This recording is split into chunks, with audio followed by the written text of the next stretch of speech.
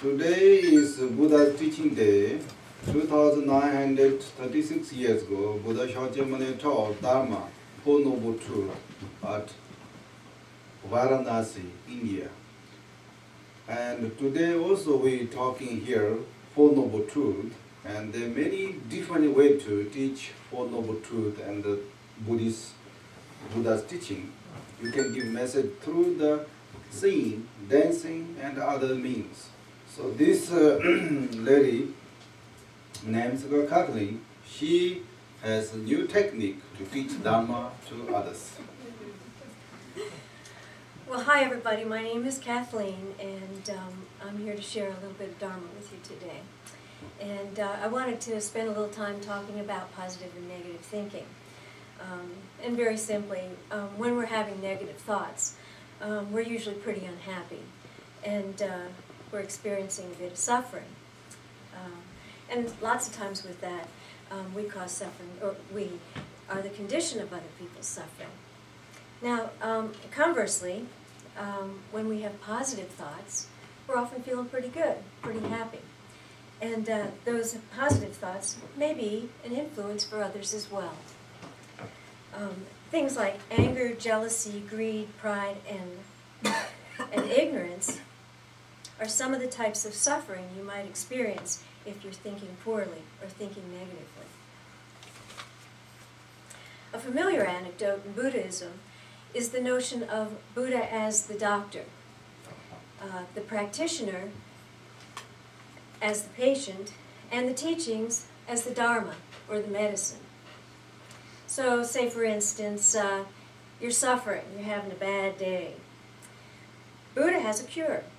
It's called an antidote. And you can apply that to your suffering. And it should relieve your suffering and help to increase your positive thinking. Renunciation, compassion, faith, love, and wisdom are examples of antidotes to negative thinking. Well, today I brought a couple of my pals with me, and I thought that maybe they'd help me put on a little skit to demonstrate these principles. First, I'd like to introduce you to Clementine. This is Clementine, and she's volunteered to play our patient. You can see she's got a little band-aid on her hair. And this is Bert. Fix his eyes. This is Bert, and he has actually volunteered to play the Buddha. Okay, so guys, what's your skit about? Oh, skit. Well, we've developed a little skit on jealousy. Yes, we're going to talk about jealousy and how if you apply some antidotes, you can relieve your suffering and increase your positive thinking. Ooh, sounds pretty good. Let's get started.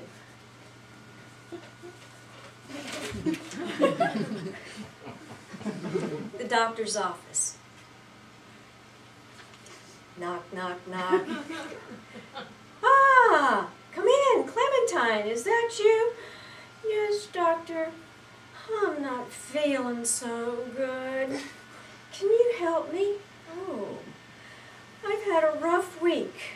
I've been thinking about it and thinking about it and thinking about it. Oh, well, what do you mean, Clementine?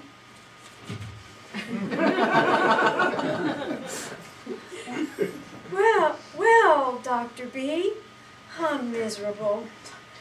Just miserable. You know, last Tuesday when it was raining so bad, I had to walk to work. Ugh, I was soaked. And I was standing there on the corner, and I was waiting across the street, and don't you know, I see that girl Shirley go by in her brand new car and her hot new boyfriend. I was furious. You know, she didn't even stop for me. She didn't offer me a ride. She just drove on by. Humph. How come she has all the luck and my life is so miserable? Well, I got back at her though. Ha ha ha. Later that night, I saw she and her boyfriend stuck on the road. They were changing a flat tire.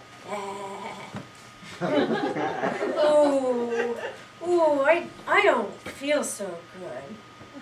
Oh, maybe, Doc, maybe you can help me.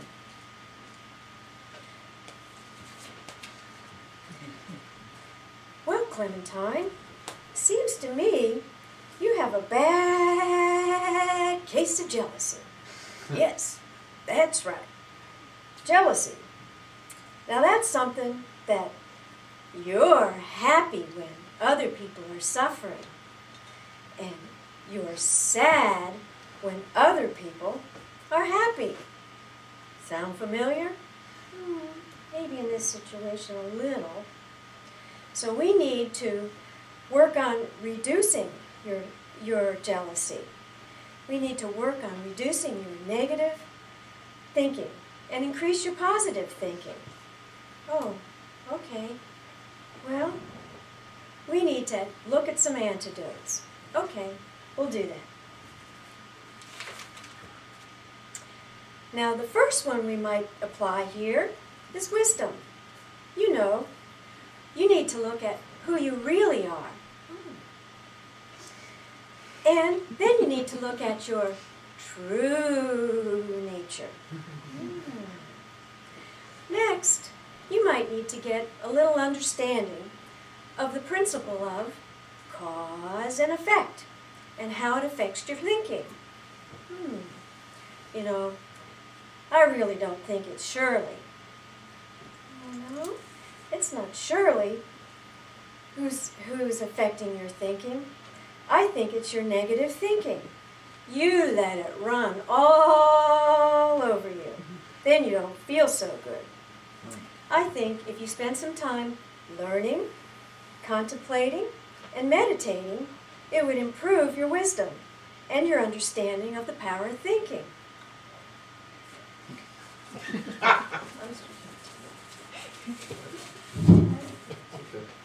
The second one I would add is renunciation. Let's take a look at renunciation. You know, renunciation is reducing your negative thinking, just a little at a time. You know, you can start with, I wish to reduce my suffering by reducing my negative thinking.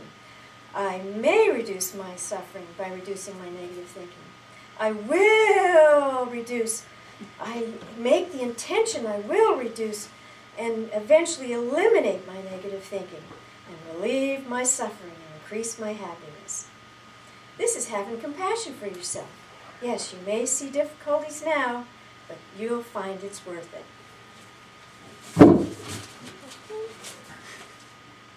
The next thing I would do is add a little compassion. Another important element is compassion. It's your desire to decrease your suffering, to decrease the suffering of others. And in this case, I guess it would be Shirley.